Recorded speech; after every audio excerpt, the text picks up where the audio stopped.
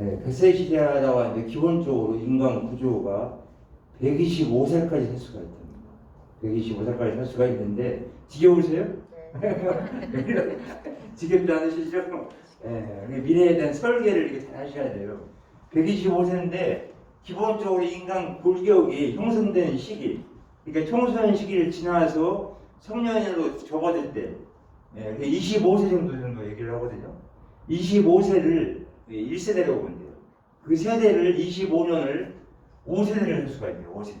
125세까지를 살 수가 있는데 지금까지는 그동안에 그 국가별로 자연 환경이라든가 그런 생존, 생태형 때문에 못 살았던 거죠.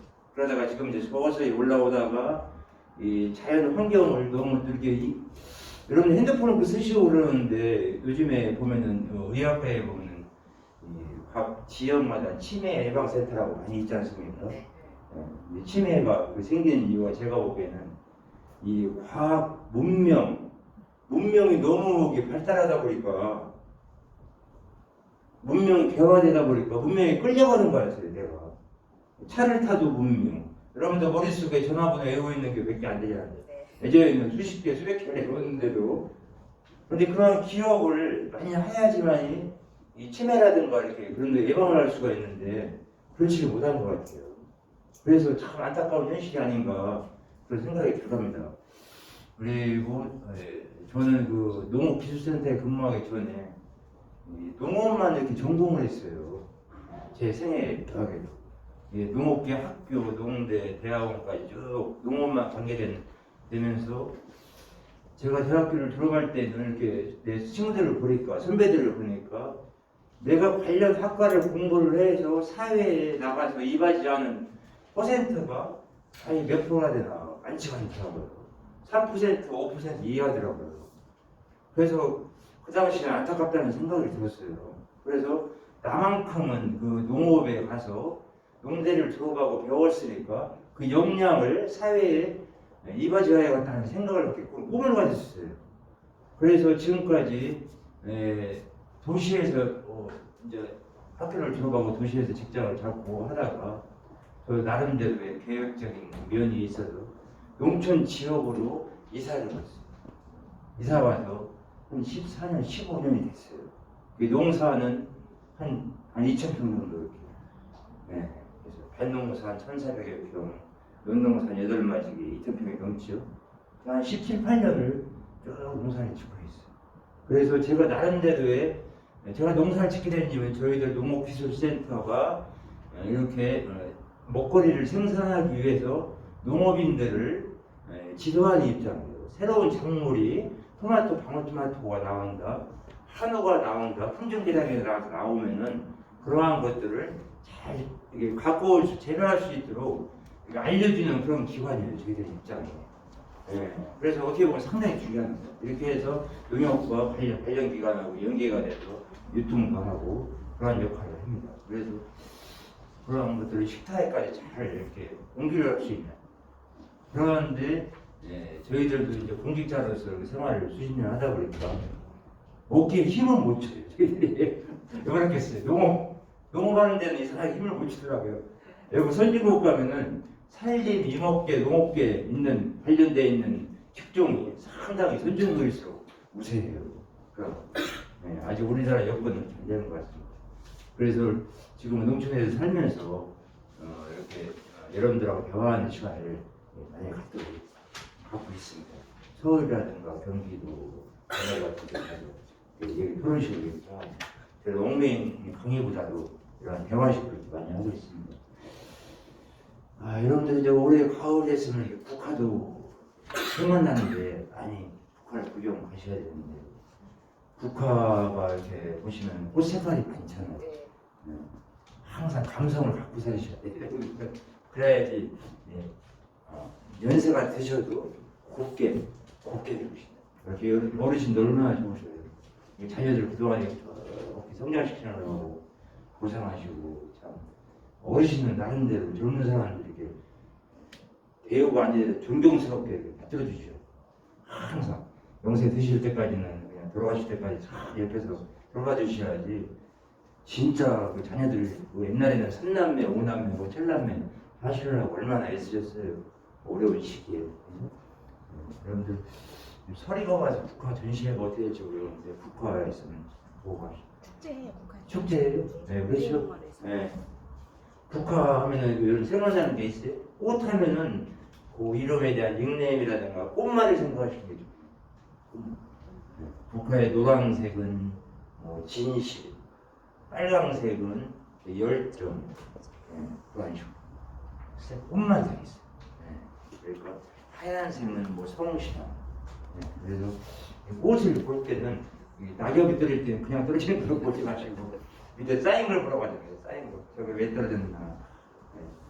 근데 애석하게도 올해는 내가 무 배추를 심어봤더니 지난번 추위에 선추위 때는 별 몰랐는데 두 번째 날 추웠는데 살짝 보니까 오름 그 전날 물 보인물이 얼었더라고요. 여기 배추밭에 가봤더니 하루 걸리지 않았는데 배추가 누르스해졌어. 나 경난 줄 알고 가봤더니 얼었더라고요. 야, 그 배추가 커서 겉잎이 커서 속잎까지 이렇게 감싸져서 결구가 돼야 되는데 그게 안 돼서 올해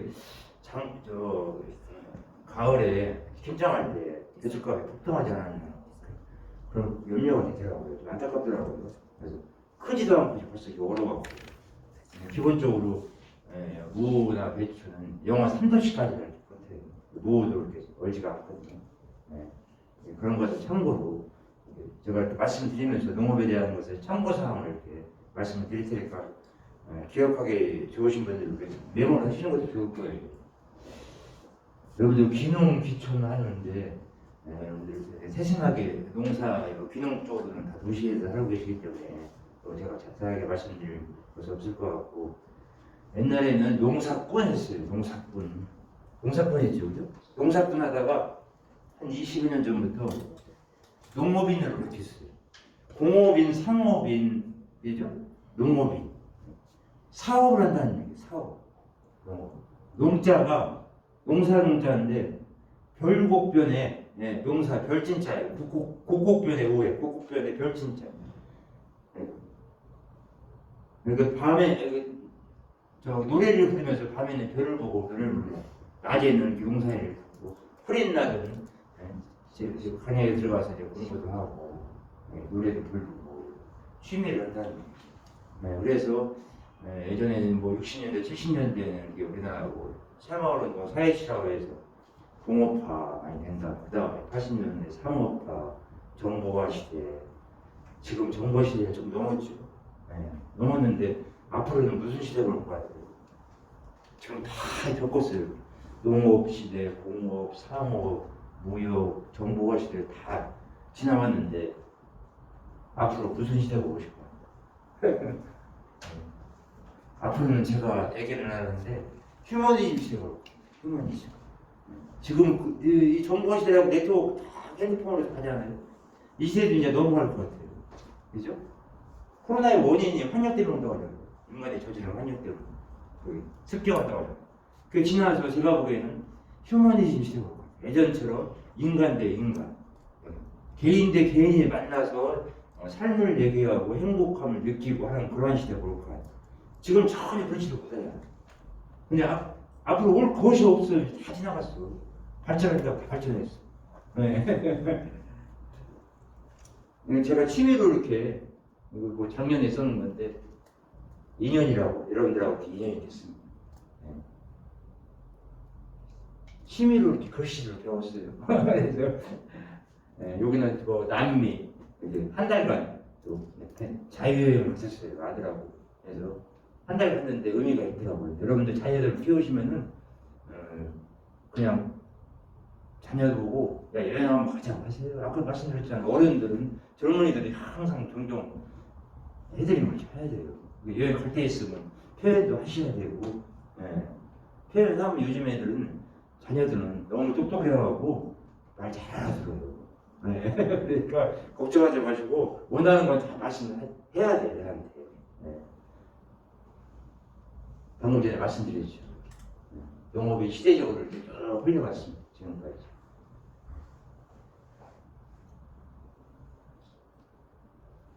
귀촌과 귀농이 있는데 귀촌과 귀농은 구별이 틀려요. 이 낱말이 나온 적이 우리나라 한 15, 16년 됐는데 그때는 15, 16년 전에는 귀촌하고 귀농을 구분을 못했습니다. 구분을 못해갖고 어리둥절한 시대가 한 5년이 지나갔어요. 그러다가 독립이 돼서 귀촌은 내가 도시에서 살다가 농촌 지역으로 이주를 해서 소득을 농업에서 얻는 소득이 아니라 도시에서 소득을 얻어서 생활만 하는 귀촌. 귀농이라고 하면은 농촌으로 정착을 해서 농업을 통해서 소득이 발생하는 거예요. 그래서 귀농이라고. 두 가지만 하시면 오늘 공부 다 하시고, 두 가지만 하시면 당신 참 똑똑하네. 집에 가서 아저씨한테 침대소리 내보시고 오늘 귀농귀촌에 대해서 갔는데 귀농귀촌에 대해서 아는 게 있냐고. 안 해야지 문명인이잖아요. 그러니까 아는 척 하는 거 괜찮습니다.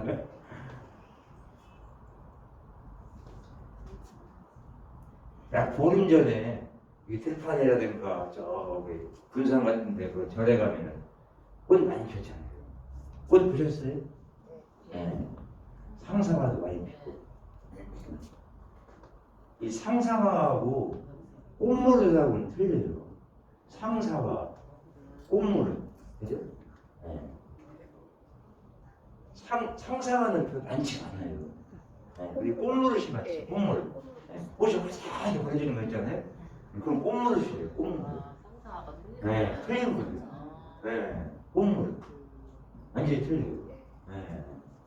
그래서 여기서 보시면은 상사화는 7월 개화기간에서 7월 하순에서 8월달, 꽃무릇은 9월달에 피죠. 최근에 보신 것은 꽃무릇이고 꽃무릇. 그렇죠? 네. 중요한 거예요. 선운사가 유명하더라고요. 네? 네, 선운사. 상사화는 이 구근이라고 하는데 그 뿌리를 보면 옛날에 난이라고 백합 아시죠? 백합 뿌리. 그 뿌리가 번식을 해서 피는 거예요. 그런데 꽃무릇도 되게 커요. 그런데 꽃무릇이 혹시 주변에 이렇게 있으시면은 요것을 저 뭉개다 심으시면은 지금 정도라든가 조금 지나서 이파리는 지금 막 올라오거든요. 꽃은 지고 지금 정도에 이렇게 살짝 뽑아 한 두세 개만 뽑아다가 화분에다 심으셔도 아마 내년 이때쯤 되면 꽃이 올라오죠. 그런 센스도 있어요. 국화는 여러분들 국화 좋아하시는데 국화는 이렇게 꽃은 꽃 도둑질은 도둑질이 아니래요. 조금씩 옮겨다니는 거지. 그래 미안하다고. 꽃은 국화 전시회가 꽃이 좋잖아요. 대국이 있고 소국이 있고 있잖아요. 대국 같으면 꽃이 좋으면은 그 삽수라고 하는데 삽수 그 산물이라고 해요. 꽃꽂이.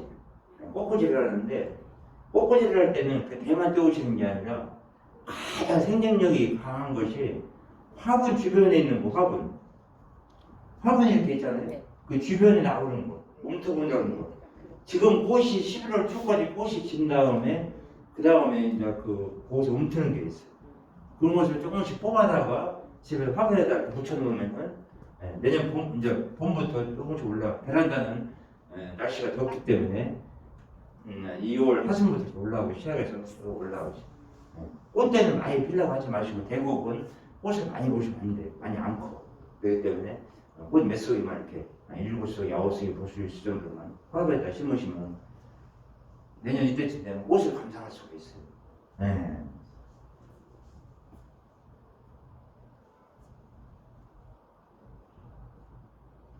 베이비붐이라고 여러분들 많이 들어보시잖아요. 그죠? 지금 전 세계적으로 이렇게 이동을 많이 하고 있습니다. 우리나라도 700만 명 이상이 베이비붐 세대가 가고 있어요. 지금 저희들 입장인데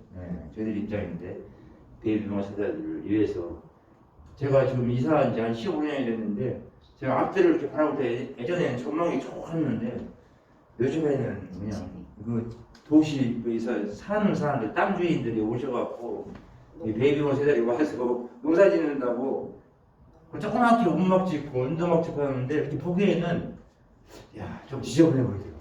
옛날에는 참 건망이 좋았는데 그런 단점도 있고 근데 그런 분들이 이렇게 와서 교육을 제대로 수강을 하고서 가서 정리정돈을 하시면 좋은데 그렇지 않아도 나만 있고 주변만 알잖아요. 이렇게 그죠? 언더방을 치면 내 하우스를 치면은 내 주변만 알잖아.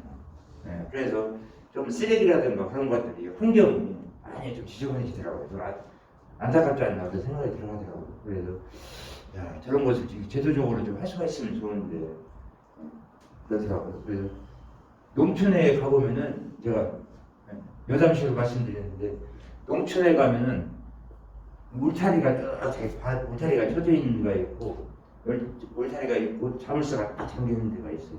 아무래도 울타리가 없는 데가 있고 요즘에는 산 짐승이 내려온다고 해서 울타리에 많이 치는데 그렇지 않아도 울타리를 많이 친 사람들이 있어요. 오해는 하지 마시고 울타리 친 사람하고 안 친 사람하고 관계는 성격은 천지차이예요. 네.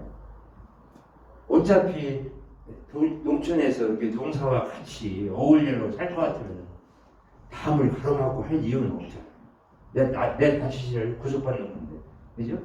네. 그런 게 좀 안타까운 점이 있어요. 거기다 또 자물통까지 딱 재놓고 그런 것도 자기 나름대로의 그 철학인데 그런 것이 안타까운 점이 많이 있었습니다. 귀농귀촌 바람이 많이 불고 있는데 여러분들, 네? 이게 보시면 귀농의 배경 농촌 생활이 좋아서 여기 있습니다. 가장 중요한 것은 귀농을 위한 구체적인 준비를 어떻게 하느냐. 성공 여부가 여기에 달려 있어요. 귀농을 하는데 최소한도 준비하는 게 3년 정도 이상을 잡아야 돼요. 교육시도 전문가라고 거기 평생 근무를 했어도 귀농 상담을 많이 했어요. 저도 3년, 4년을 준비를 했어요. 그래서 섣불리 귀농 귀청한다고 이렇게 가시면은 나중에 어려워져요. 가족 간에 어려워지고, 집안도 어려워지고, 그래도 연세가 드실수록 퇴직을 하면 할수록 부부간의 취미라든가 활동을 같이 할 수 있는 것을 서로 협력을 해야 된다고 하죠.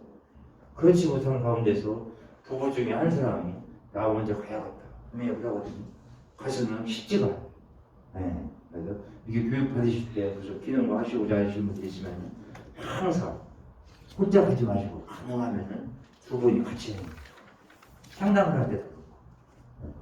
아무리 여기서 교육을 잘 받았다고 해서 집에 가서 같이 주무시다가 침대 속에서 얘기를 해보죠. 귀농귀촌이 어떻고 자꾸 완치했다가는 뺀 맞아요. 이해를 못하거든요. 그게 사람의 인간의 습성인 거예요. 네.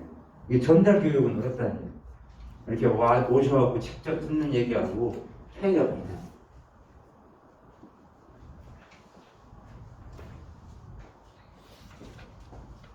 우리가 살아가는데 다 준비해야 되니까 형태가 같습니다. 마음의 준비. 장소가 움직이는 게 아니라 여러분들, 내 정신적인 육체만 움직이는 것도 아니에요.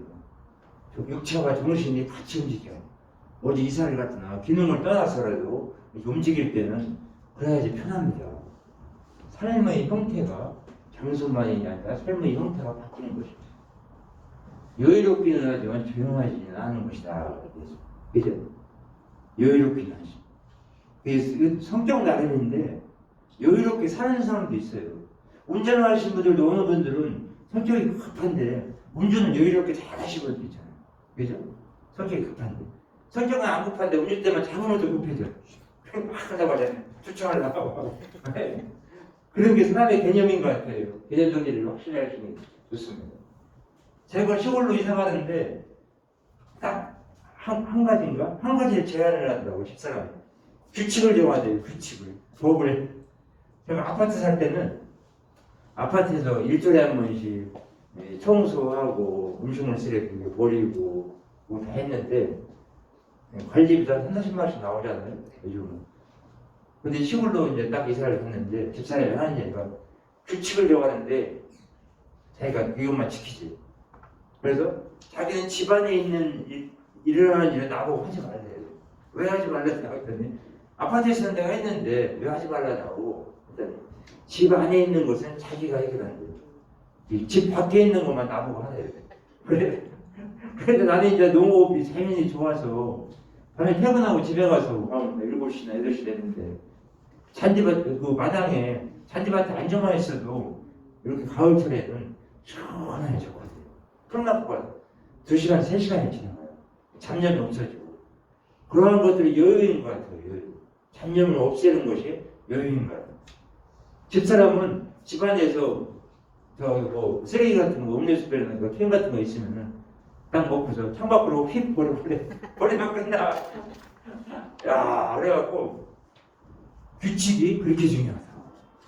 그런데 집사람이 머리가 좋았던 거예요. 규칙이 없었다 보면 집에 들어가서 청소도 해야 되잖아. 창문 열고 그냥 버리면 딱 끝나는 거예요. 신경 안 쓰고.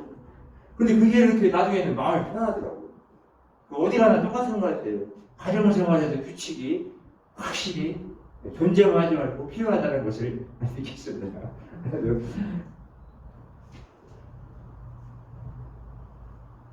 네, 지금 농업에는 다양한 스펙트럼이 있어요. 다양한 속에서 우리가 살려고 하는 겁니다. 우리 자녀들 고향이 없어요. 고향. 네, 안타깝다. 집에 들어가면 아파트에서 잠자고 밥 먹고 나오면은 또 버스 타고 학교 가죠, 그죠? 가는 동안에 하루 24시간을 돌아가는데 이 흙을 밟을 시간이 있나면 보죠. 흙 밟을 시간이 없다. 자녀들이. 안타까운 현실이에요. 진짜. 네. 예전에 한 20년 전에 충무체육관에서 대전시 청소년 단체가 한 27개 단체가 되는데 저기 충무체육관에서 박람회를 하는 청소년 박람회. 근데 저희들 농업에 관련된 사회치 모임이라고 혹시 아시나 몰라요. 있어갖고 걔들을 저 박람회장 조그맣게 한 조평단지 하는데 가을에 했거든요. 가을에 이때쯤 10월달에 했는데 제가 회원 보고 모를 기르라고 했어. 모를 기르고 황토를 파오라고 했어. 푸대에다 담아다가 어떻게 했겠어요? 그래서 밑에서 한 3표 되는데 깔아버렸어. 이 정도 한 10m 황토. 네. 황토를 깔고 목하는 걸로 보면 된다. 그러니까 거기가 인기가 그렇게 좋은 거야. 황토를 흙을 못 밟으니까 내가 오직하면 그런 생각이 아이디어가 떠오르더라고요. 그래서 다들 아이들은 어린애일수록 많이 오는데 단체 장님들이 많이 오더라고요. 어른들이 흙 좀 제발 좀 받고 싶다고 해서 오는 거예요. 황토. 네, 그래서 그리고 이게 서로 간에 협력해서 산다는 것이 참 좋아요. 저 아파트 살 때는 이 통로가 15층에 있었는데 15층이면 30가구거든요. 네. 30가구. 제가 예전에 아까 글씨를 좀 배웠다고 해갖고 다들 신앙적으로는 다 이제 이해를 하시고 그러시면 좋겠습니다. 그 현관문에다가 봄에 2월 4일 날에 뭐예요? 입춘대기를 이렇게 양쪽에 써붙여갖고 현관에다 써붙여놨어. 이게 우습죠, 그죠? 나도 웃으면서 했거든요. 그런데 그것을 30가구가 다 복을 받는 거예요. 30가구. 나 혼자 받는 게 아니라. 네. 그리고 어떤 사람이 이제 칭찬도 해주는 사람이 있더라고요. 왔다 갔다 하는 사람. 네. 내 기초로 들어오더라고요. 그러고 3월 14일인가 4월 14일 사탕 이렇게 주고 받는 거. 네? 일단. 현관 입구다 가서 뭐 했겠어요? 조그만 별사탕을 바구니에다 넣어갖고 현관에다 놨어. 놨더니 처음에는 한날 1일차 아무 없어지게 되면 조금씩 하는데 조금씩 가지고 서로 간에 사랑을 나누는 거 그런 여건이 구성되는 거 같아요. 네. 그거 좋잖아요. 네.